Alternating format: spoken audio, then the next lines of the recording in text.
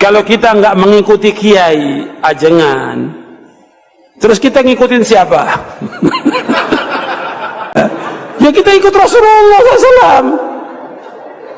Kan nanti di kubur ditanya siapa? Ditanya kiai kamu siapa enggak?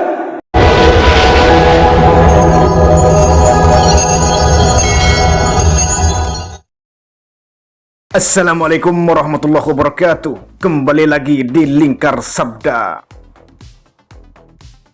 Akhir-akhir ini dunia maya kembali dihebohkan oleh pernyataan provokatif, kontroversial, menyesatkan dari salah satu petinggi dai Wahabi Salafi Indonesia. Dalam tayangan yang beredar luas itu, dai Wahabi Salafi Yazid bin Abdul Qadir Jawas Al-Wahabi menyebut bahwa umat Islam Indonesia telah terpedaya oleh perbuatan menyimpang dari syariah Islam yang sebenarnya. Menurut pandangan subjektifnya, umat Islam saat ini telah terbiasa mengerjakan amaliyah yang tidak memiliki dasar, baik dari Al-Quran maupun hadis Nabi Muhammad SAW. Sehingga mereka terjerumus ke dalam perbuatan yang sangat sesat dan menyesatkan, yakni bid'ah dhalalah. Di antara yang menjadi sorotan utama dai Wahabi Salafi ini adalah pertanyaan dari jemaahnya yang bertanya, kalau tidak ikut ulama, terus mau ikut siapa? Dengan nada sinis dan merendahkan di hadapan para jemaah Wahabi Salafinya. Dengan sangat sombongnya, ia menjawab, ya kita harus ikut Nabi Muhammad SAW, bukan ikut ulama atau kiai. Karena ketika nanti dikubur, yang ditanya bukan kiai kamu siapa, tapi Nabi kamu siapa, tegasnya. Kalau kita nggak mengikuti kiai ajengan, terus kita ngikutin siapa? Allah, pertanyaan. Tadi saya jelaskan jelas gamblang. La haula wala quwwata illa billah. Ya kita ikut Rasulullah SAW. Kan nanti dikubur ditanya siapa? Ditanya kiai kamu siapa enggak? Enggak, ditanya man rabbuka wa man nabiyuka wa ma dinuka. Ditanyakan siapa Rabb kamu, siapa nabi kamu.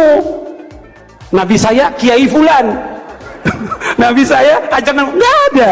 Siapa nabi kamu, siapa nabinya? Muhammad SAW. Yang kita ikut disuruh oleh Allah, Pak. Maka atas beredarnya tayangan penuh provokatif, kontroversial, menyesatkan dari salah satu dai Wahabi Salafi Indonesia ini, ulama muda ternama yang kepakarannya sudah diakui di Indonesia dan sangat ditakuti oleh kalangan Wahabi Salafi, akhirnya angkat bicara.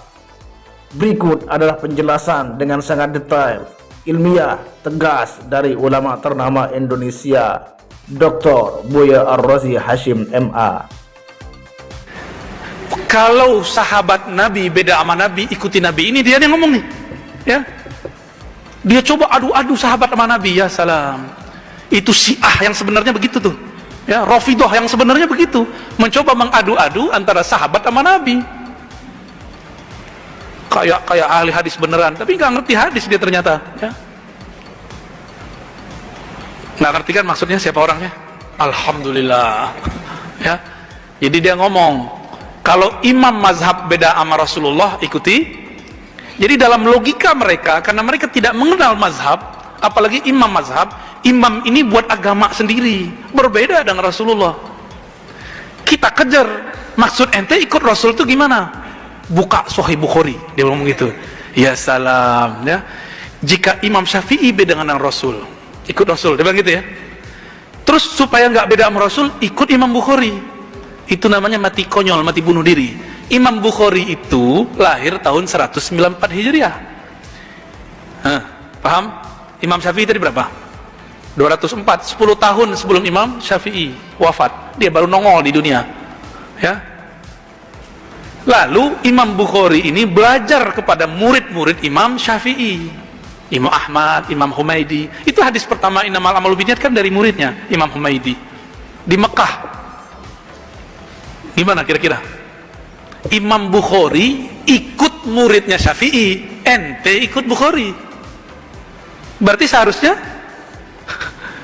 ikut Syafi'i lebih utama. Ikut Syafi'i itu berarti ikut Imam Malik, ikut Imam Nafi', berarti Ibnu Umar sahabat Rasulullah sallallahu alaihi wasallam. Itu sanad berilmu begitu. Dalil tidak bisa dipisahkan dari ulama, dan ulama tidak dapat dipisahkan dari dalil. Untuk memahami dalil, kita sangat butuh kepada penjelasan para ulama.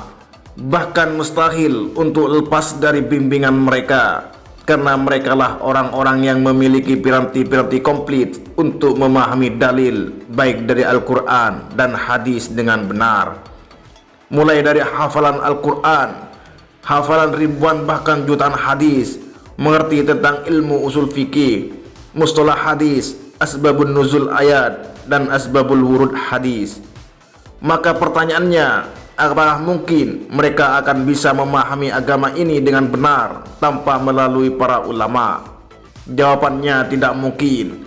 Kalaupun Anda nekat untuk memahami sendiri, sangat mungkin Anda hanya akan tersesat, namun terus merasa di atas jalan yang benar.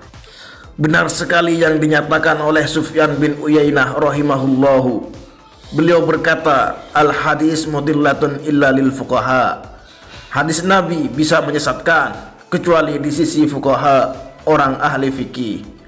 Artinya, seorang yang memahami sendiri hadis-hadis Nabi, termasuk juga Al-Quran, tanpa mau mengambil penjelasan dan bimbingan para ulama, maka dia akan tersesat. Allah sendiri telah memerintahkan kita sekalian untuk bertanya kepada ulama jika tidak tahu. Fas'alu ahla dzikri in kuntum la ta'lamun. Bertanyalah kepada ulama jika kalian tidak tahu. Yang mewarisi ilmu Nabi Muhammad SAW adalah para ulama. Jadi, walaupun beliau telah meninggal dunia, masih ada penerusnya yang akan membimbing umat Islam kepada kebenaran, dan mereka adalah para ulama.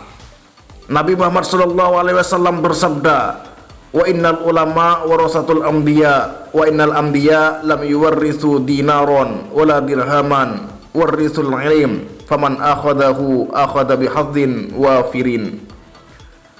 Ulama pewaris para nabi tidak mewariskan dinar dan dirham. Mereka mewariskan ilmu, maka barang siapa yang mengambilnya, dia telah mengambil bagian yang banyak. Hadis riwayat Abu Dawud. Sifat takut kepada Allah salah satu ciri khas ulama. Sifat inilah yang membawa mereka kepada sikap hati-hati dalam berbicara dalam urusan agama. Mereka tidak akan berpendapat atau mengeluarkan sesuatu pernyataan kecuali dilandaskan kepada dalil. Maka mau tidak mau harus ikut ulama, karena seorang yang mengikuti ulama secara otomatis dia mengikuti dalil. Sebab apa yang dinyatakan oleh ulama dilandaskan kepada dalil. Tapi seorang yang mengikuti dalil belum tentu ikut ulama, karena dalil tidak akan bisa dipahami dengan baik dan benar kecuali dengan bimbingan para ulama. Wallahu a'lam bishawab.